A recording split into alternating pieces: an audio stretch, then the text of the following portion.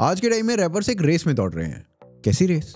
Show off की race, जहां वो अपनी कार्स, ज्वेलरी, मनी, फेम, इन सब का शो ऑफ करते हैं। MC स्टैन अपनी ज्वेलरी दिखा रहा है।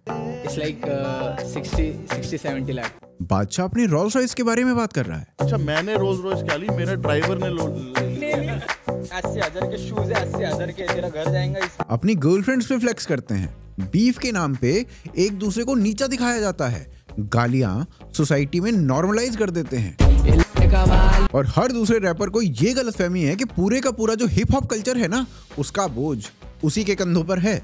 सब क्लेम करते हैं कि हिप हॉप और अंडरग्राउंड रैप वही लोग अलाइव रखे हुए हैं। नहीं तो भाई साहब, रैप तो डायनासोर की तरह था, विलुप्त ही हो जाता। और वहीं उसी टाइम एक रैपर और फेमस होता है, नेशनल ही नहीं इंटरनेशनली भी। हनुमान काइंड जो शो ऑफ की रेस का हिस्सा ना बनकर अपने हर गाने में इंडियन कल्चर, हेरिटेज और एक देसी फ्लेवर रखता है, जबकि बाकी के सारे जो रैपर्स हैं वो वेस्टर्न रैपर्स बनने की कोचिंग क्लासेस में बैठे हुए हैं। तो आइए देखते हैं कि कैसे Hanumankind Indian rap scene को बदलने का दम रखता है।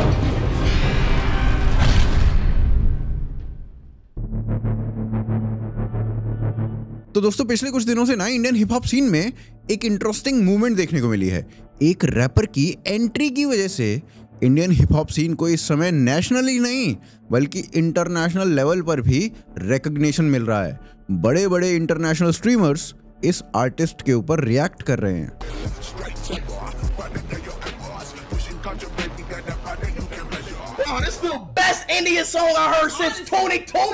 PM मोदी इनसे मिल रहे हैं, मोदी जी उन्हें हक दे रहे हैं।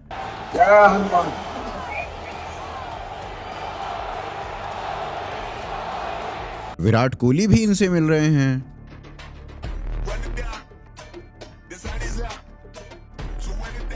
हिप हॉप इंडस्ट्री के एस्टैब्लिश्ड आर्टिस्ट्स इन्हें रिकॉग्नाइज कर रहे हैं। तो आप देखिए, बहुत बड़ा एग्जांपल है अंग्रेजी में हमारे हिंदुस्तानी लड़के ने किया है, हनुमान काइंड ने भी एक गाना, और जो वर्ल्ड इंटरनेशनल चार्ट्स पे चला गया।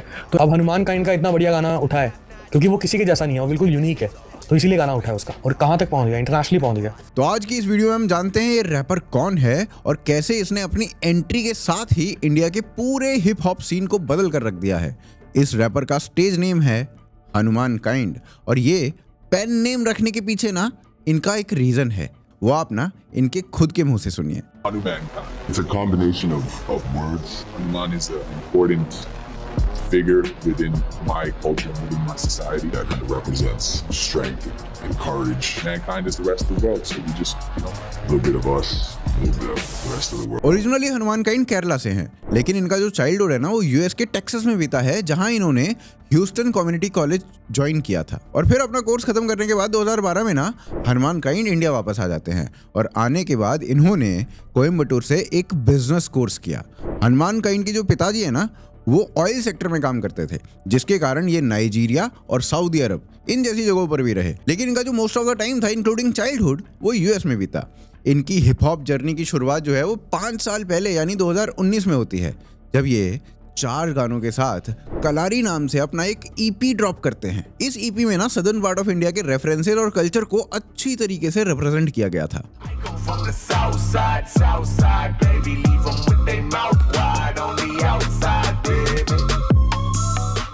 और इसके बाद इनका सेकंड प्रोजेक्ट आता है सरफेस लेवल। यहीं से इनको एक सिग्निफिकेंट अमाउंट ऑफ ऑडियंस मिल जाती है, और फिर ये एक के बाद एक बैंगर्स देते रहते हैं, जिससे इनका एक नीश ऑडियंस बेस क्रिएट हो जाता है, और वो समय के साथ साथ स्ट्रांग होता जाता है। और फिर आता है 2024, और ये बिग डॉग्स निकालते हैं जो रातों रात इंडियन और ग्लोबल चार्ट्स पर। इसके बाद इनकी जो पॉपुलैरिटी है वो भी स्काई रॉकेट हो जाती है, और इनके गाने जो पहले सिर्फ नीश ऑडियंस तक पहुंचते थे, अब ग्लोबल ऑडियंस सुन रही थी। इनका ये गाना इतना हिट हो गया था कि इसने कुछ समय में ही केंड्रिक लेमर के not like us diss track को भी पीछे छोड़ दिया था, और आज की तारीख में इस गाने के ऊपर 217 मिलियन से भी ज्यादा व्यूज हैं। इस सॉन्ग के लिए फॉरेन के कई फेमस यूट्यूबर्स और स्ट्रीमर्स ने इनको बहुत अप्रिशिएट किया था।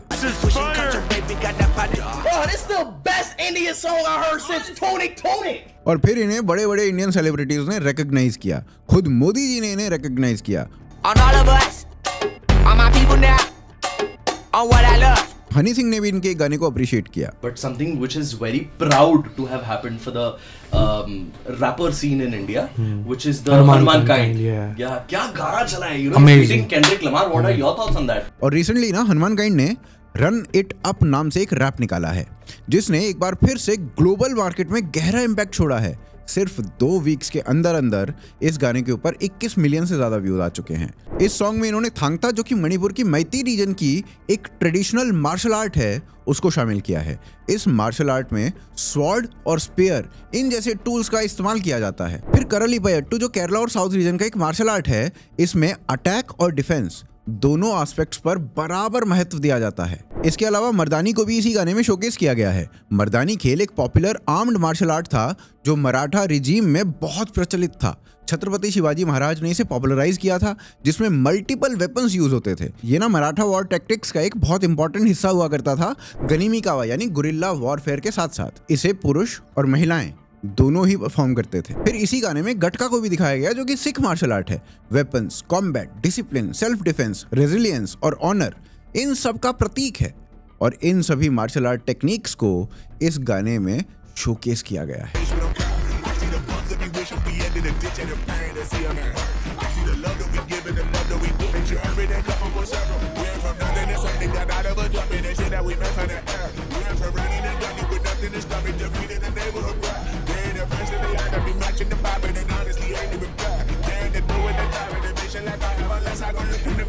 इस गाने में इन्होंने भारत के गरुड़न पर्व और कंदनार केलन जैसे रिचुअल्स को भी शोकेस किया है।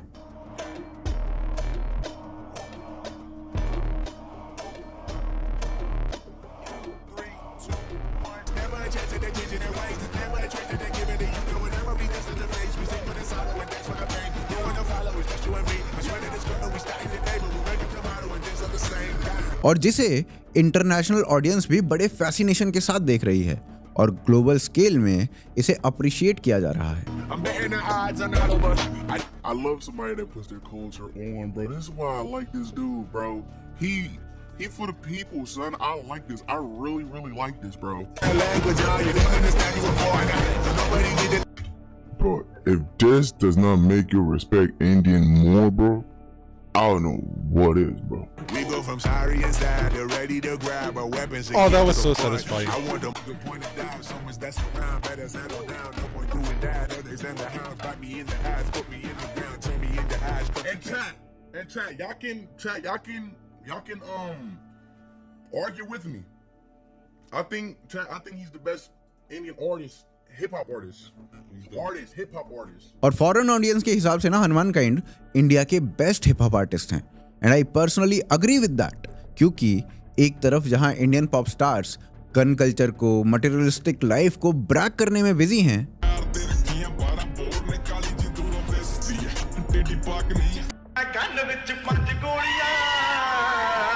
और ऐसे में एक रैपर आता है जो अपनी कहानी बोलता है, 100% ओरिजिनल, 100% रियल, तो ऑब्वियसली ऑडियंस भी उसी के साथ कनेक्ट कर जाती है। और फिर नेशनल ऑडियंस हनुमान काइंड से इसलिए भी कनेक्ट करती है क्योंकि हनुमान काइंड कल्चर को प्रमोट कर रहा है, और इंडियन मेन स्ट्रीम में एक मेजर चंक ऑफ टाइम तक ऐसे आर्टिस्ट आए ही नहीं जो भारतीय कल्चर को सही से रिप्रेजेंट कर सकते। और ना सिर्फ नेशनल ऑडियंस बल्कि इंटरनेशनल ऑडियंस भी दूसरे देशों के फैसिनेटिंग पार्ट से रेजोनेट करती है। बीटीएस और जापानीज अनीम के वर्ल्ड वाइड पॉपुलर होने के पीछे भी ना यही एक मेजर कारण है। चलिए इस कारण को ढंग से डिटेल में अगले अध्याय में समझते हैं। इंडियन मेन स्ट्रीम रैपर्स हो, पंजाबी सिंगर्स हो या फिर बॉलीवुड के सिंगर्स हो, अलग ही हाई पे चल रहे हैं भाई साहब, वॉनाबी वेस्ट कल्चर से इंस्पायर होकर। ना तो ठीक से वेस्ट की कॉपी बन पाए और ना ही अपने कल्चर के सगे हो पाए। और आर्टिस्ट के नाम पर ना इनके ऊपर वो कहावत सही बैठती है, धोबी का कुत्ता ना घर का ना घाट का। और ऐसा बताइए क्यों करते हैं? कूल और गैंगस्टर दिखने के लिए, ऐसा दिखने के लिए कि भाई हमारे आगे तो कोई कुछ है ही नहीं। ऐसे ऐसे सॉन्ग्स बन रहे हैं जिसमें मीनिंग तो आपको उतना ही मिलेगा जितना नेपो किड्स में आपको टैलेंट मिल रहा है, यानी ना के बराबर। पर सॉन्ग्स में हर वो चीज मिलेगी जो कि एक सभ्य समाज में टैबू है, यानी चरस, गांजा, drugs, gangs, gangster culture, guns, women objectification, शराब, सब कुछ। और अगर आप सोच रहे हो कि जो मैंने अभी बताया ये बहुत हो गया, ना ना तो रुको। कुछ सॉन्ग्स तो ऐसे हैं जहां पर आपको सेपरेटिस्ट मूवमेंट और यहां तक कि टेररिस्ट ग्लोरिफिकेशन सब कुछ देखने को मिल जाएगा। लिस्ट लंबी है पर चलिए एक एक करके शुरू करते हैं। सिद्धू मूसेवाला, जिन्होंने इनिशियल पॉपुलैरिटी अपने गैंगस्टर रैप टाइप म्यूजिक से गेन की थी। अपने सॉन्ग्स में सिद्धू ड्रग्स और गन वायलेंस दोनों को ओपनली प्रमोट करते थे। अपने 2019 के गाने जट्टी जोड़े मोर वर्गी, उसमें सिद्धू मूसेवाला ने ना एक सिख वॉरियर माई भागो को गलत तरीके से ही दिखा दिया। माई भागो, जिसे माता भाग कौर के नाम से हम सब जानते हैं, एक सिख महिला थी जिन्होंने 1705 में 40 सिख सोल्जर्स को मुगल्स के खिलाफ लीड किया था और इन्होंने बैटलफील्ड में कई एनिमी सोल्जर्स को मार गिराया था। और पिछले 300 सालों से सिख और हिंदू इन्हें एक सेंट वॉरियर के नाम से याद करते हैं। फिर दिसंबर 2020 में किसानों का आंदोलन चल रहा था और सिद्धू मूसेवाला ने उस आंदोलन को सपोर्ट करते हुए एक गाना निकाला।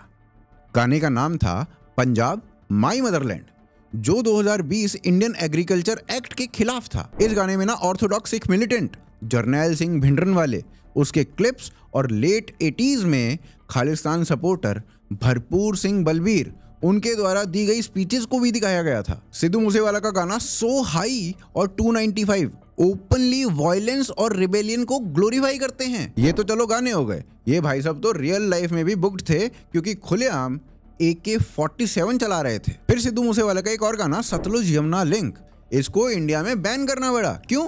क्योंकि ये गाना नेक्स्ट लेवल कंट्रोवर्शियल था। इस गाने में सिखों द्वारा इंदिरा गांधी के असैसिनेशन को ग्लोरीफाई किया गया था। सिद्धू मूसेवाला के अलावा एक और पंजाबी सिंगर है शुभ, वो ओपनली खालिस्तानी सपोर्टर है, भारत का गलत मैप शेयर कर चुका है और इसका कॉन्सर्ट मुंबई में बैन करवा चुके हैं हम लोग। फिर आ जाते हैं जैजी भी, अपने सॉन्ग्स में भी और रियलिटी में भी खालिस्तान की डिमांड करने से कतई पीछे नहीं हटते हैं भाई साहब। कि दुनिया भर दे जो सिख ने खालिस्तान की मांग करते हैं, जैजी भी की मांग करते हैं। बिल्कुल मंगते हैं जी, क्योंकि चक्कर की है सिख दी आइडेंटिटी इंडिया च है ही नहीं, है ना। पंजाबी रैपर्स ही नहीं, बॉलीवुड मेनस्ट्रीम सिंगर्स और रैपर्स भी गलत राह पर ही निकल चुके हैं। हनी सिंह जैसे आर्टिस्ट ने ना एक ऐसा ट्रेंड शुरू कर दिया जिसमें महिला केवल पार्टी ऑब्जेक्ट बन चुकी है। उनके गाने जैसे ब्लू आइज, 4 बोतल वोडका, ब्राउन रंग, ये दिखाते हैं कि विमेन केवल स्टेटस सिंबल है जो एक्सपेंसिव ड्रिंक्स और फ्लैशी कार्स के साथ एसोसिएट होती है। ब्राउन रंग से याद आया, ये वही गाना है जिसके क्रेडिट की लड़ाई चलती रहती है बादशाह और हनी सिंह के बीच में। दोनों क्रेडिट लेना चाहते हैं, पर जिस गाने का इन्हें सही में क्रेडिट लेना चाहिए वो इन दोनों में से कोई नहीं लेता। वॉल्यूम 1, जिसके एक गाने में पूरा ऑल्ट बालाजी समाया हुआ था। फिर इसके अलावा MC स्टैन और एमिवे बंटाई जैसे रैपर्स हैं जो ड्रग से लेकर खुलेआम अब्यूजिव स्लैंग्स को अपने गानों में यूज करते हैं। बंटाई को लगे ले वो चुप तेरी मैं की। इन लोगों के ना बड़े ही अग्रेसिव टाइप के रैप होते हैं जिसमें बस यही बताया जाता है, मेरी गर्लफ्रेंड देख, मेरा पैसा देख, मेरी कार देख, मेरा जूता देख, मेरी चप्पल देख, मेरा ये देख, मेरा वो देख। साथ साथ ये भी बताना चाहिए कि भाई मेरी गाली देख। वो नहीं बताते कमबख्त। गुची गैंग यानी MC स्टैन, वो ना लग्जरी और मनी ओरिएंटेड माइंडसेट को प्रमोट करता है। फिर मचाएंगे गैंग है एमिवे बंटाई, जो स्ट्रीट स्टाइल रेबेलियन और वेस्टर्न हिप हॉप का इमिटेशन है। मटेरियलिस्टिक थिंग्स को शोकेस किया जाता है, car, luxury brands, clothes, watches, shoes, अब तो यहाँ तक कि गोल्ड टीथ्स को भी प्रमोट किया जा रहा है। ऐसी फेक हवाबाजी और लाइफस्टाइल से ना 2 मेजर नेगेटिव चीजें होती हैं। यूथ जो इसे फॉलो करता है, वो देखता है और अननोइंगली वो ये सभी हरकतें कॉपी करने लग जाता है। रिसर्च भी यही कहती है कि यूथ, खास करके यंग बच्चे जो टीवी में देखते सुनते हैं ना, वो इन्हें इम्पैक्ट करता है और वो उसे इमिटेट करते हैं। और यही सेम चीज एक पॉडकास्ट में MC स्टैन के एड्रेस में भी कही गई थी, जहां उसने खुद ने बताया कि कैसे बच्चे उसे देखकर वीड को रोल करना ना सिर्फ सीख रहे थे, बल्कि कूल दिखने के लिए MC स्टैन के सामने ही वीड को रोल कर रहे थे। एक टाइम रोल कर रहा था तो एक बच्चे ने देखा, तो वो भी मतलब घर से नहीं, क्या उसका मतलब बुक का पेपर फाड़ के आके मेरे सामने रोल कर रहे, ठाप ठुप ठाप जला के। मैं बोल रहा माँ राहुल स्ट्रिप चालू है बोला। उसके बाद से ब्रो में किसके हमने रोल नहीं करा अभी तक। आपको तो बड़ा ही प्राउड हुआ होगा ना भाई साहब, है ना। फिर इसके अलावा दूसरी चीज है इंडिया की इमेज। इंटरनेशनल लेवल पर इंडिया को एक स्पिरिचुअल, ट्रेडिशनल और कल्चरली रिच नेशन के रूप में माना जाता है, लेकिन बॉलीवुड और पंजाबी पॉप म्यूजिक के करंट ट्रेंड्स ने एक ऐसा स्टीरियोटाइप क्रिएट कर दिया है ना, जिसमें इंडिया सिर्फ क्राइम, गैंगस्टर्स, इन्हीं सब का देश है। क्योंकि पंजाबी सॉन्ग्स में तो हर दूसरे गाने में वायलेंस का ही जिक्र होता है। जट खबी सीट ते बंदूक रखदा, क्यों रखदा भाई। इंडिया का जो कल्चर है ना, वो भारतीय गानों में चीप आइटम सॉन्ग्स और पार्टी ट्रैक्स तक सिमट कर रह गया है। वहीं ऐसे कितने वेस्ट के आर्टिस्ट हैं जो भारत में आकर भारतीय कल्चर को अपने गानों में दिखा चुके हैं। क्या भारतीय आर्टिस्ट ऐसा नहीं कर सकते? अब चलिए अगले अध्याय में दिखाते हैं कि बाहर के जो आर्टिस्ट हैं वो अपने देश को किस तरीके से दिखाते हैं।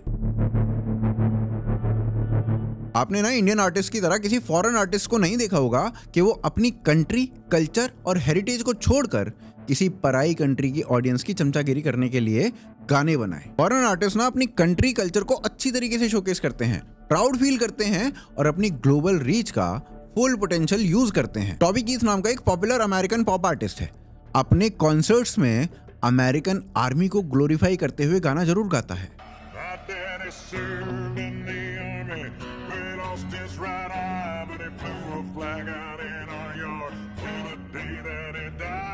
One of the most famous pop artist हैं केंड्रिक लेमार। उन्होंने भी अपने गानों के थ्रू ब्लैक लाइव्स के लिए आवाज उठाई है।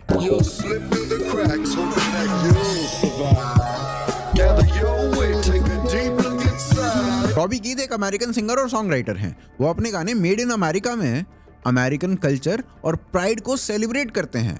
वहीं अपने एक दूसरे गाने अमेरिकन सोल्जर में अमेरिकन सोल्जर्स के सैक्रिफाइसेस को बताते हैं। इस गाने के लिरिक्स देखिए। I am an American soldier, an American beside my brothers and my sisters, I will proudly take a stand.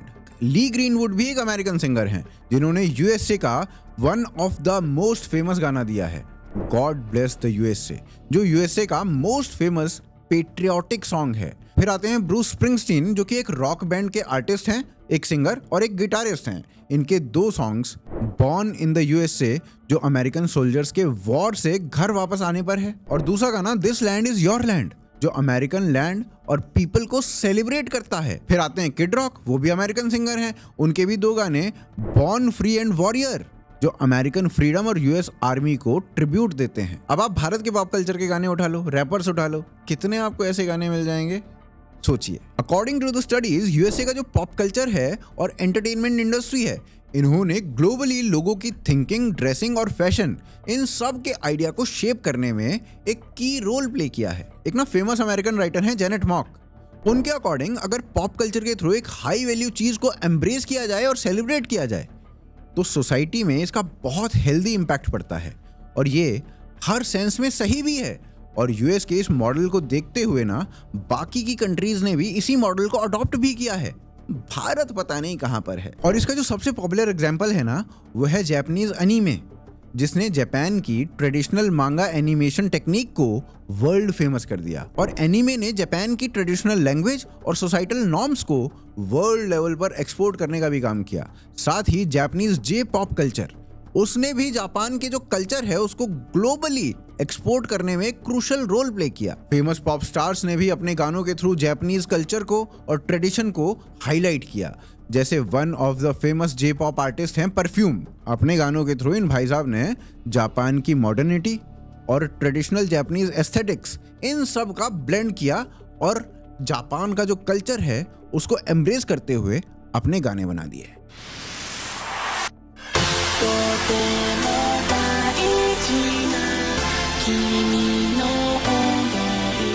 फिर हिकारू उतारा जैसे पॉपुलर जापानीज आर्टिस्ट, इन्होंने भी अपने गानों में traditional Japanese story telling tradition और मॉडर्न पॉप म्यूजिक, इन दोनों को ब्लेंड किया और जापानीज कल्चर को एम्ब्रेस करते हुए लोगों के सामने प्रस्तुत कर दिया।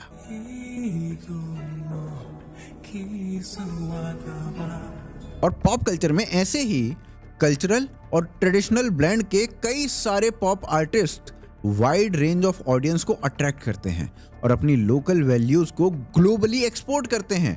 और म्यूजिक इसका one of the most important medium है, क्योंकि म्यूजिक के थ्रू ऑडियंस आर्टिस्ट के इमोशन को लिटरली फर्स्ट हैंड एक्सपीरियंस कर सकता है। म्यूजिक स्ट्रेस हार्मोन्स को भी कम करता है और एंजाइटी और पेन को भी रेगुलेट कर सकता है। और मोस्ट इंपॉर्टेंटली, म्यूजिक को आप कहीं भी सुन सकते हो, तो ये most accessible means of pop culture बन जाता है। इसे अपने कल्चर को लोगों तक पहुंचाने के लिए भी यूज करते हैं, जिससे ऑडियंस भी आर्टिस्ट के इमोशंस के साथ सेम पेज पर आ जाती है। और म्यूजिक के साथ जो सबसे अच्छी बात है वो ये है कि लैंग्वेज बैरियर्स म्यूजिक के साथ टूट जाते हैं और ऑडियंस केवल आर्ट को एम्ब्रेस कर रही होती है। इसका सबसे favourable example Korean pop industry है। के पॉप इंडस्ट्री में ना बहुत सारे फेमस गाने हुए और उन फेमस गानों में ट्रेडिशनल कोरियन इंस्ट्रूमेंट यूज हुए हैं, जिसकी वजह से ऑडियंस तक एक ट्रेडिशनल टेस्ट ऑफ म्यूजिक वो पहुंचा और ऑडियंस भी इस ट्रेडिशनल टच को प्यार देती गई। इसका ना एक एग्जाम्पल देता हूं। One of the most popular के पॉप बैंड BTS, इसका एक गाना था आइडल, और इसमें इन्होंने ट्रेडिशनल कोरियन इंस्ट्रूमेंट को यूज किया था, जैसे जांगू ड्रम्स को, और कोरियन ट्रेडिशनल ड्रेसेस को ही यूज किया था,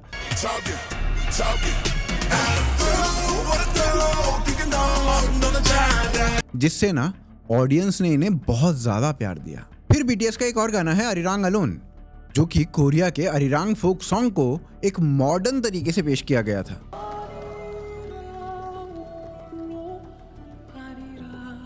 फिर इसके अलावा भी ऐसे बहुत सारे के पॉप सॉन्ग्स हैं जो कोरियन कल्चर को ग्लोबल ऑडियंस तक एक्सपोर्ट करने का काम करते हैं। आज इंडिया में गांव देहात की लड़कियां BTS आर्मी बन चुकी हैं, जिनको मोस्ट प्रोबेबली कोरियन लैंग्वेज का के भी समझ में नहीं आता। जैसे बच्ची लोग से हम पंगा नहीं लेते एक मर्द के ऊपर। मैं इंडिया की फर्स्ट के पॉप आइडल हूँ। वो क्या होता है? Korean girl. ये जो जेनजी वाली BTS आर्मी बनी फिर रही है ना, इनको इंडियन आर्मी के बारे में पूछ लो, कुछ नहीं पता होगा। लेकिन कोरिया की BTS आर्मी ये लोग बने हुए हैं। और इसी तरीके से इजराइल के जो पॉप स्टार्स हैं वो भी इजराइल के जियोपॉलिटिकल इश्यूज को हाईलाइट करते हुए बहुत सारे गाने बनाते हैं जो कि ग्लोबली इजराइल की बात को रखते हैं। फिर चाइनीज पॉप आर्टिस्ट भी अपने म्यूजिक के थ्रू ना चाइनीज मार्शल आर्ट कल्चर को करेक्टली पोर्ट्रे करते हैं। इनफैक्ट बहुत सारे चाइनीज पॉप आर्टिस्ट तो अपने गानों में बुद्धिस्ट रूट को भी पोर्ट्रे करते हैं।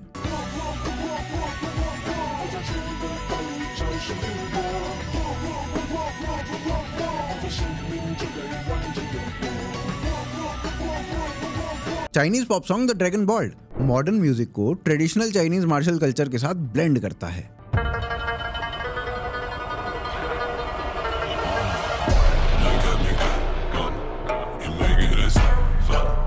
और इससे ना थ्री किंगडम पीरियड्स की या फिर थीम्स कुंग फू नॉवेल्स की, उन सब की याद आती है। The sword between heaven and earth, जो कि चाइनीज मार्शल आर्ट वेन जियान का थीम सॉन्ग है, ट्रेडिशनल चाइनीज मार्शल थीम्स को रिफ्लेक्ट करता है। जहां एक तरफ दुनिया भर के जो पॉप आर्टिस्ट हैं वो अपने कल्चर और ट्रेडिशन को अपने आर्ट फॉर्म में दिखा रहे हैं, एम्ब्रेस कर रहे हैं, वहीं दूसरी तरफ इंडियन रैपर्स अपने गानों में अपने कल्चर को छोड़कर वेस्टर्न कल्चर को अपना रहे हैं और मटेरियलिज्म को बढ़ा रहे हैं। गजब बात है भाई साहब। इंडियन रैपर्स के केस में एस्थेटिक्स, कल्चर और आइडियोलॉजी तीनों ही चीजें वेस्टर्न हिप हॉप की कॉपी लगती हैं और इसी कारण majority of Indian pop music से ना ओरिजिनलिटी गायब हो चुकी है और इसी के कारण ऑडियंस जो है वो इनके साथ कनेक्ट नहीं कर पाती। यही कारण है कि ये म्यूजिक ग्लोबल ऑडियंस तक पहुंच ही नहीं पा रहा है। अब चलिए अगले अध्याय में ये जानते हैं कि भारत अपने पॉप कल्चर से कैसे लाभ उठा सकता है और उसके लिए उसे क्या करना चाहिए। हनुमान गाइड का ग्लोबली पॉप कल्चर में इतना पॉपुलर होना ना इंडिया की कल्चरल रिवाइवल की तरफ एक बहुत इंपॉर्टेंट स्टेप हो सकता है। आपको याद होगा बाहुबली और RRR जैसी जो मूवीज थी, उन्होंने इंडिया के कल्चर को ग्लोबल स्केल पर इंपोर्ट कर दिया था।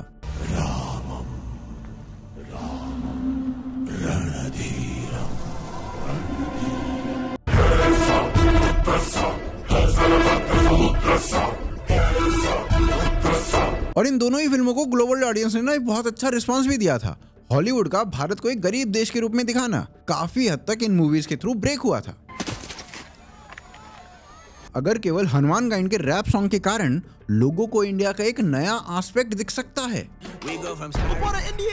तो जस्ट इमेजिन अगर ऐसे क्राफ्ट को और भी लोग प्रमोट करें और भी लोग बनाएं, तो पॉसिबली इंडिया भी जापान या साउथ कोरिया जैसे अपने कल्चर को ग्लोबल लेवल पर एक्सपोर्ट कर सकता है। जिस तरह योगा आज की डेट में एक ग्लोबल फिनोमिनन बन चुकी है, वैसे ही इंडिया के कल्चर के और भी पार्ट्स हैं जो ग्लोबल फिनोमिनन बन सकते हैं। जस्ट इमेजिन आज की डेट में योगा एक मेन स्ट्रीम वर्कआउट बन चुका है विदेशों में भी, और वैसे ही अगर करलेपयट्टू या गदा युद्ध इनको भी मेन स्ट्रीम मार्शल आर्ट बनाया जाए तो इंडियन कल्चर की इन एशियन टेक्निक्स का बहुत बढ़िया यूटिलाइजेशन हो सकता है। और अगर ऐसे ही Indian culture globally pop industry में पॉपुलर हो जाए तो ऐसा होने से कोई नहीं रोक सकता है।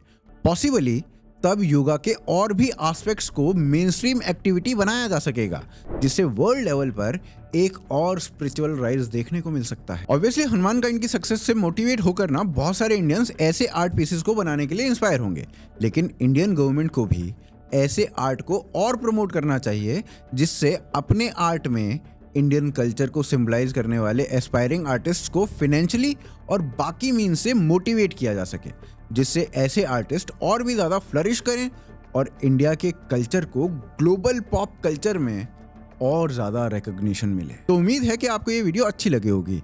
इसे आप अपने दोस्तों तक अवश्य पहुंचाएं और कमेंट के थ्रू हमें ये बताएं कि भारत में पॉप कल्चर को कैसे चेंज किया जा सकता है। और यदि हमें आप सपोर्ट करना चाहते हैं तो भाई UPI है, पेट्रियन है और ज्वाइन बटन है, इस सब के थ्रू आप हमें सपोर्ट कर सकते हैं। इनके जो लिंक्स हैं वो नीचे डिस्क्रिप्शन में मिल जाएंगे। बाकी ये जो वीडियो अभी आपको अपने सामने दिख रही है, इसको भी देख लो यार। आप देख रहे थे आज की ताज़ा खबर। जय हिंद, जय भारत।